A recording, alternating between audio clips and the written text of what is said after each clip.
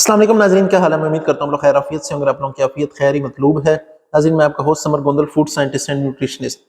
नाज़रीन, आज जिस चीज़ का जिक्र करना है हर घर में इस्तेमाल होती है, हर खाने में इस्तेमाल होती है, ख़ास तौर पे इंडियन कुजीन में तो इसे हर चीज़ का एक अहम जुज़ समझा जाता है।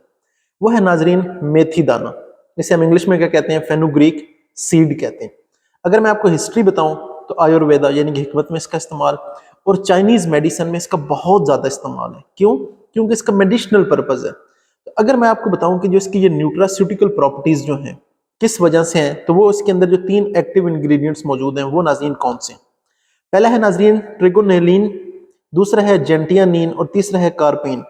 ये 3 जो इसके अंदर एक्टिव इंग्रेडिएंट है, इसकी वजह से ये मेडिसिनल पर्पज़ के लिए इस्तेमाल होती है। तो नाज़रीन वक्त को ज़ाया नहीं करते, टॉपिक को स्टार्ट करते हैं। वो क्या नाज़रीन, अगर ऑन अ डेली बेस, ठीक है, पहले तो इसे मैं आपको बताता हूँ कि आपने इसे इस्तेमाल कैसे करना है। कि आपने 1 टीस्पून मेथी दाना लेना है, उसे पानी के अंदर आपने रात को भिगो के रख देना है और सुबह आपने क्या करना है कि वो पानी आपने पी लेना है और थोड़ी देर बाद वो जो दाने हैं मेथी दाने के वो भी आपने चबा के खा लेने हैं।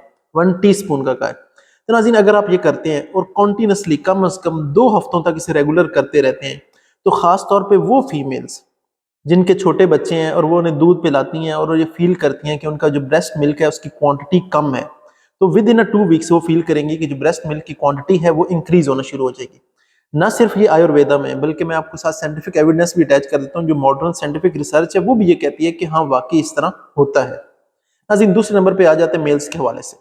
जो टेस्टोस्टेरोन लेवल है वो इंक्रीज होना शुरू हो जाता है अगर आप रेगुलरली इसे इसी तरह 6 से 8 हफ्तों तक कंज्यूम करते हैं। लेकिन इसके साथ साथ रेजिस्टेंस ट्रेनिंग जरूर करनी है। उसमें क्या है, वेट लिफ्टिंग हो सकती है, दौड़ना भागना हो सकता है, सिटअप्स हो सकते हैं, पुशअप्स हो सकते हैं, कुछ भी करें। अगर आप इसके साथ साथ ये रेजिस्टेंस ट्रेनिंग करेंगे तो 6 से 8 वीक्स में आप फील करेंगे कि आपका टेस्टोस्टेरोन लेवल और लिबिडो जो है वो इंक्रीज हो जाएगा। नाज़रीन तीसरी जो चीज़ है बहुत इंपॉर्टेंट, खास तौर पे डायबिटिक पेशेंट्स के हवाले से, कि जिनकी फास्टिंग ब्लड शुगर जो है, यानी कि सुबह उठते हैं और ब्लड शुगर चेक करते हैं और वो उन्हें फील होता है कि वो ज़्यादा है, इसके लिए, या अगर आपका वज़न ज़्यादा है इसके लिए, आप अपना बीएमआई जो है वो रिड्यूस करना चाहते हैं, या अपने हीमोग्लोबिन A1C टेस्ट जो होता है कि आपने लॉन्ग टर्म देखना होता है कि पिछले 3 महीने में आपके ब्लड ग्लूकोज लेवल क्या रहा है। तो ये जितनी भी चीज़ें आपको बताई हैं मैंने, कि इसका अगर आपको साइंटिफिक एविडेंस में साथ अटैच कर देता हूँ, ये सब चीज़ों में एक वाजिया कमी होती हुई आपको नजर आएगी। लेकिन उसके लिए क्या है कि आपने इसे कॉन्टिन्यूसली इस्तेमाल करना है। कम से कम आप इसे 8-10 हफ्ते तक यूज़ करते रहें। उसके बाद जब आप टेस्ट कराएंगे तो ये सारी चीज़ें आपको कम होती हुई नजर आएंगी। खासतौर पर जो A1C टेस्ट है, इसके हवाले से हीमोग्लोबिन A1C टेस्ट का बता रहा हूँ।